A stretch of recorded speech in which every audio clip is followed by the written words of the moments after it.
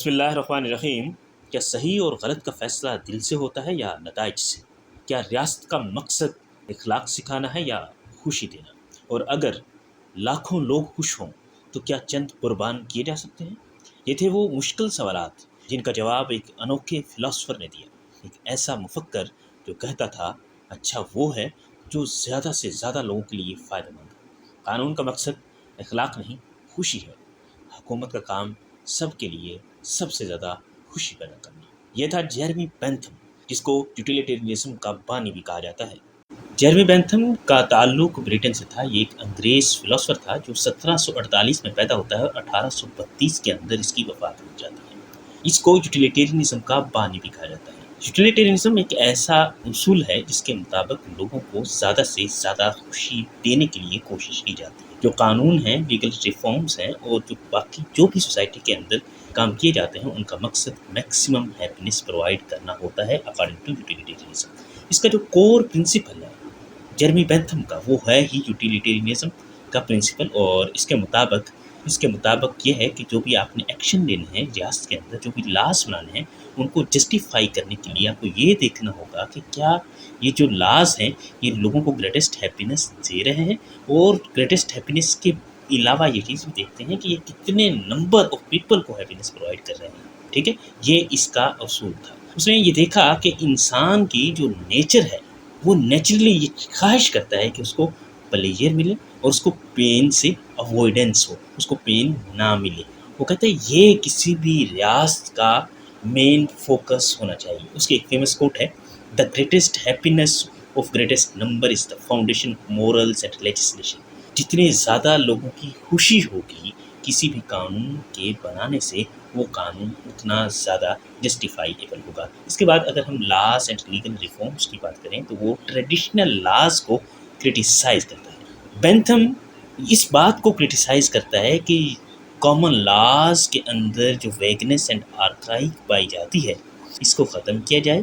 یہ کلیئر ہونے چاہیے، ایکسیسیبل ہونے چاہیے، اور یہ لوگوں کے انٹرسٹ کے مطابق ہونے چاہیے۔ دوسری بات، وہ بات کرتا ہے لیگل ماڈرنائزیشن کی۔ وہ کہتا ہے جو یہ قانون ہے، جو کامن لا کے تحت جو بھی قانون کی شکیں بنائی ہوئی ہیں، ان کو ریفارم کریں، ان کو اس طرح سے ریفارم کریں کہ ان میں کلیئرٹی آئے، ان میں ریشنیلٹی آئے۔ ٹھیک ہے، اس کے بعد اسی حوالے سے اس کی ایک فیمس کوٹ ہے، وہ کہتا ہے کہ every law is an evil, for every law is an infection of liberty. کوئی بھی ایسا لا جو لبرٹی کو، لوگوں کی لبرٹی کو ریسٹرکٹ کرتا ہے، بہت زیادہ ریسٹرکٹ کرتا ہے، ان کو پین پرووائڈ کرتا ہے، خوشی کو کم کرتا ہے، تو وہ لا اس کے مطابق کوئی جسٹیفائیبل لا نہیں ہے۔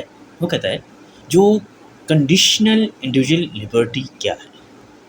بینتھم جو تھا وہ انڈیویجول لبرٹی کا چیمپئن تھا، ٹھیک ہے، اور اس کے علاوہ وہ کلیکٹیو ہیپینس کے لیے بھی کام کرتا تھا۔ اس نے اس فریڈم کے لیے اس نے کچھ لیمیٹیشنز کے حوالے سے بھی بات کی، ایسی لیمیٹیشنز جو کچھ لوگوں کو ہارم کر سکتی ہیں۔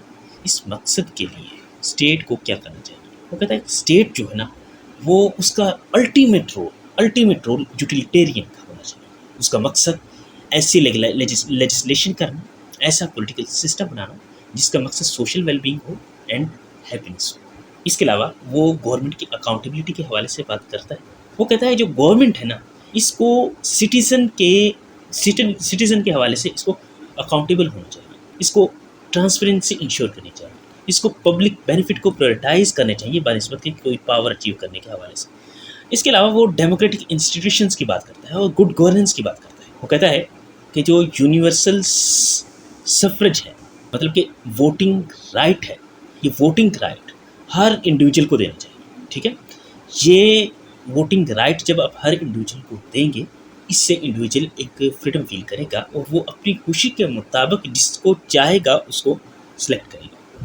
اس کے علاوہ وہ سیکرٹ بیلٹس ہوتے ہیں، لائک کہ سیکرٹلی ووٹ دینے والا جو سسٹم ہوتا ہے، اس کو انڈورس کرتا ہے۔ وہ کہتا ہے اس سے یہ ہوتا ہے کہ جو ووٹر ہوتا ہے اس کی پرائیویسی کو پروٹیکشن ملتی ہے، اس کو کوئی دھمکا نہیں سکتا سیکرٹ بیلٹس کی شکل میں، وہ جس کو چاہے ووٹ۔ اس کے علاوہ اگلی بات وہ پارلیمنٹری ٹرانسپیرنسی کی بات کرتی۔ میں بات پہلے بھی کہہ چکا ہوں کہ اس نے لیجسلیٹو پروسیس کو کلیئر کرنے کی بات کی۔ اس کے علاوہ جو پارلیمنٹ میں لوگوں کو ریپرزینٹ کرتے ہیں، جیسا کہ ہمارے کیس میں ایم پیز ہوتے ہیں، ان کو بھی اکاؤنٹیبل ٹھہرانا چاہیے۔ پینپٹیکون اینڈ پریزن ریفارمس کے حوالے سے وہ کیا کہتا ہے؟ وہ کہتا ہے کہ جو یہ پینپٹیکون ہیں، ان کا مقصد جو ہونا چاہیے وہ کانسٹنٹ سرویلنس ہونا چاہیے۔ اس کے علاوہ سیلف ڈسپلن پروموٹ کرنا ہونا چاہیے تاکہ ریسڈیویزم کو روکا جا سکے۔ ریسڈیویزم کا مطلب ہے کہ دوبارہ بار بار کرائم کرنے کی جو ایکٹیویٹی ہے اس کو روکا جا سکے۔ اس کے علاوہ وہ سرویلنس تھیوری کے حوالے سے بات کرتا ہے۔ وہ کہتا ہے کہ اس کا مقصد یہ ہے کہ سوشل کنٹرول رکھا جائے، پاور ڈائنامکس کو کنٹرول میں رکھا جائے اور انسٹیٹیوشنل کو ڈسپلن میں رکھا جائے۔ اس کے علاوہ اس کی جو ڈسکشن ہے اوورال، اس کا جو مین فوکس رہا ہے وہ لوگوں کی پرائیویسی کو پروٹیکٹ کرنے پر رہا ہے، گورننس کو بہتر کرنے پہ رہا ہے، اور اس طرح کی ڈفرینٹ چیزوں کے اوپر رہا ہے۔ اگر ہم اس کی ماڈرن ڈے ریلیونسی کو دیکھیں تو ہمیں نظر آتا ہے کہ جو بھی آج کل کے دور میں ویلفیئر اسٹیٹس ہیں، ویلفیئر اسٹیٹس کا مقصد کیا ہوتا ہے؟ لوگوں کو ایجوکیشن اچھی پرووائڈ کرنا، لوگوں کی ہیلتھ کا اچھا خیال رکھنا۔ ان ہیلتھ کا اچھا خیال رکھنا، ایجوکیشن اچھی پرووائڈ کرنے کا مین مقصد کیا ہے؟ کولیکٹیو ہیپینس، اور کولیکٹیو ہیپینس ہی بینتھم چاہتا تھا۔ اس کے علاوہ لیگل ہیومن رائٹس، اس کے حوالے سے وہ بات کرتا ہے کہ لوگوں کو رائٹ دیے جائے کہ وہ ووٹ کر سکیں، آزادی سے ووٹ کر سکیں۔ آج کے دور میں اگر ہم UNHCR کو دیکھیں تو اس کا مقصد کیا ہے؟ ہیومن رائٹس کی پروٹیکشن کرنا۔ تو اس طرح سے لگتا ہے کہ جو آج کل کے دور میں ہیومن رائٹس کے حوالے سے موومنٹ چلتی ہیں وہ کسی نہ کسی طرح سے بینتھم سے انفلوئنسڈ نظر آتی ہے۔ اس کے علاوہ پالیسی انالیسس ٹولز کی بات کریں، وہ پالیسی انالیسس ٹول جو آج کل ہم یوٹیلائز کرتے ہیں وہ کوسٹ بینیفٹ انالیسس کے حوالے سے یوٹیلائز ہوتے ہیں۔ تو بینتھم نے بھی یہی کہا ہے کہ جو بھی آپ نے اگر لا بنانا ہے اس میں آپ نے پین اور پلیئر کو مد نظر رکھنا ہے۔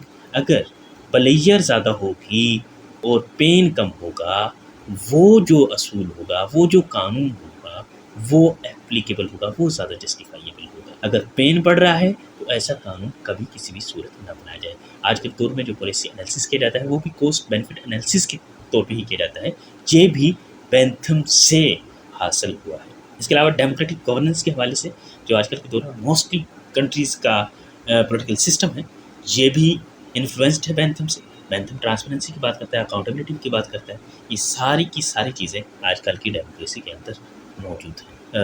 اگر ان کو ہم ڈفرینٹ فلاسفر سے، جیسے کہ ہم نے پیچھے کے کچھ فلاسفرس پڑھ لیے ہیں، ان سے اگر کمپیئر کر کے دیکھیں تو ہم پتہ چلتا ہے کہ جس طرح روسو نے، کانٹ نے ہیومن نیچر کے حوالے سے بات کی، تو اس نے بھی ہیومن نیچر کے حوالے سے بات کی ہے کہ ہیومن نیچر کیا چاہتی ہے، پلیئر چاہتی ہے، پین سے اوائڈ چاہتی ہے۔ روسو، ہوبز، تھو اور لاک کی ان کی بھی ہم نے ہیومن نیچر کے حوالے سے سیریز پڑھی ہیں۔ میں نے صرف ان دو کو اس سے کمپیئر کیا ہے۔ تو جیسے کہ روسو کہتے ہیں انسان نیچرلی گڈ ہے، کانٹ کہتا ہے ریشنل ہے اور مورل ہے۔ یہ کہتا ہے کہ اس کا وہ نیچرلی چاہتا ہے کہ اس کو خوشی ملے اور دکھ سے دکھ اس کا ختم ہو۔ مورل پرنسپل کے حوالے سے اگر دیکھیں تو روسو جنرل ول کے اوپر فوکس کرتا ہے اور کانٹ یونیورسل مورل لا کے اوپر فوکس کرتا ہے، جبکہ یہ یوٹیلیٹی کے اوپر فوکس کرتا ہے۔ یہ کمپیریزن ہے مورل پرنسپل کا۔ اس کے علاوہ اگر بیسس آف گورنمنٹ کو دیکھیں تو روسو کی basis of government social contact کے اوپر ہے، جو باقی سارے کنٹیکچوئل فلاسفر ہیں ہوبز اینڈ لاک، ان کی بھی سوشل کنٹیکٹ کے اوپر ہے، جبکہ کانٹ کی جو گورنمنٹ کی بیس ہے وہ ریپبلکن کانسٹیٹیوشن کے اوپر ہے۔ اس کے علاوہ گریٹسٹ ہیپینس کی بات کرتے ہیں۔ اگر ہم جو یہ بینتھم ہے یہ گریٹسٹ ہیپینس کی بات کرتا ہے۔ لا کی فاؤنڈیشن کو اگر دیکھیں تو روسو کی لا کی فاؤنڈیشن نیچرل رائٹس پہ ہے، جبکہ کانٹ کی نیچرل جو ہے لا کی فاؤنڈیشن مورل پرنسپل پہ ہے، جبکہ بینتھم کے لاس کی جو فاؤنڈیشن ہے وہ پبلک یوٹیلیٹی پہ ہے۔ اس طرح اگر پولیٹیکل گول کو دیکھا جائے، روسو کا پولیٹیکل گول تھا کولیکٹیو فریڈم، کانٹ کا پولیٹیکل گول ہے آٹونومی اینڈ ایتھکس، جبکہ بینتھم کا پولیٹیکل گول کیا ہے؟